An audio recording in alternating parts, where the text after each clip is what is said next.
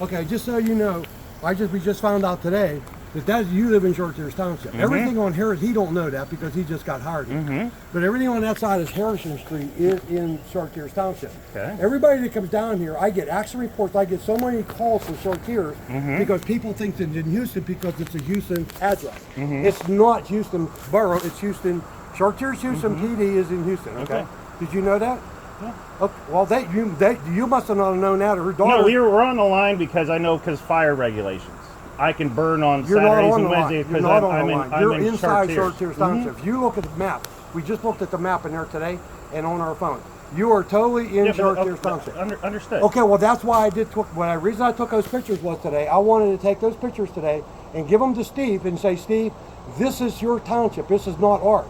So everything that he did, I can't help it. I mean, 911 sent him up there, and they said it was ours, but it's not ours. We just found that out today. Why haven't you come by to talk to my wife, though? I just told you. We just found out a little bit ago.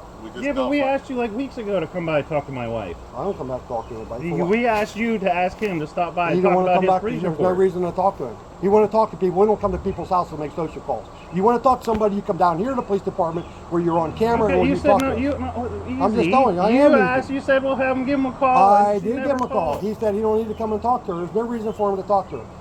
She told him what he did was right. Okay?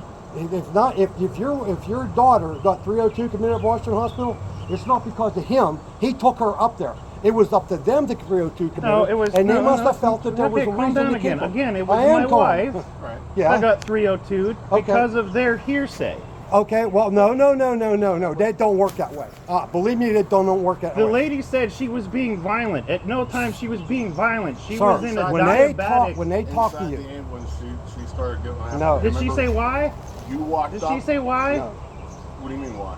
Did you hear why? No. Because our daughter was hit by a car and she was having a PTSD episode of riding in the ambulance when my daughter was fighting for her life. And she said that. She says, I don't care if you had to handcuff me, just let me breathe or sit the jump seat. The paramedics wouldn't let her sit the jump seat. All right.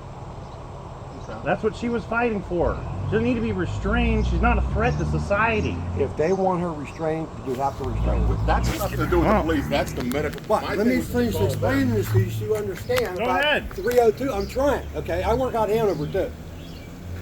A kid, 12 years or 14-year-old, took a 357 Magnum and shot at his mother right past her foot, a foot away. Okay, I arrested him.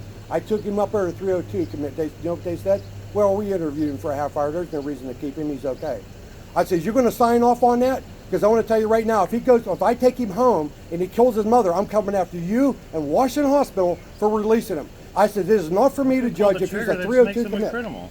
Yeah, it's not for us to judge. We just to act on what we see. We called the ambulance. They took her up there. Washington Hospital did a survey. Not a survey, but they did an assessment of her, and they found her to be the 302 committer. We cannot 302 commit people. We just take them to the hospital. That's not for us. You can do it yourself. It's called a 202, where a person self-commit. I know all these. I know all these. Okay, This is information that I know. We don't commit people. We can't do that. We can't do that. We cannot do that. They do it. They took her for an assessment, and that's what they found. So what were you coming up to take pictures of? To hand it over to Short Tears? I want to give up to Short Tears and say, listen, this is in your township. This is not ours. So if anything comes up there, you guys are going to have to deal with this, not us. So I have to give you a copy of our report. Dispatch also. Well, if it makes you guys feel better, but we'll be out of here in August. So. Well, I don't mean to feel no better. No, that's got nothing to do with it, sir. I'm just trying to tell you, this is what we face every day. That's why I took him around up there. We're going up there and look at that. Listen, everything on this side of this road is not ours. It's not here. It's in Short Tears. The first thing I do when I go to people's houses, I told him if that was me, I would have known right away, but he didn't know.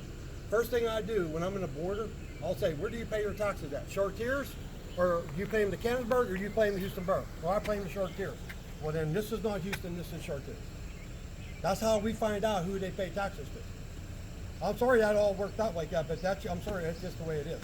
We have to act on when somebody complains about something like that, we have to act on it. You have to look at our point too. I mean, we're here for public safety. Okay?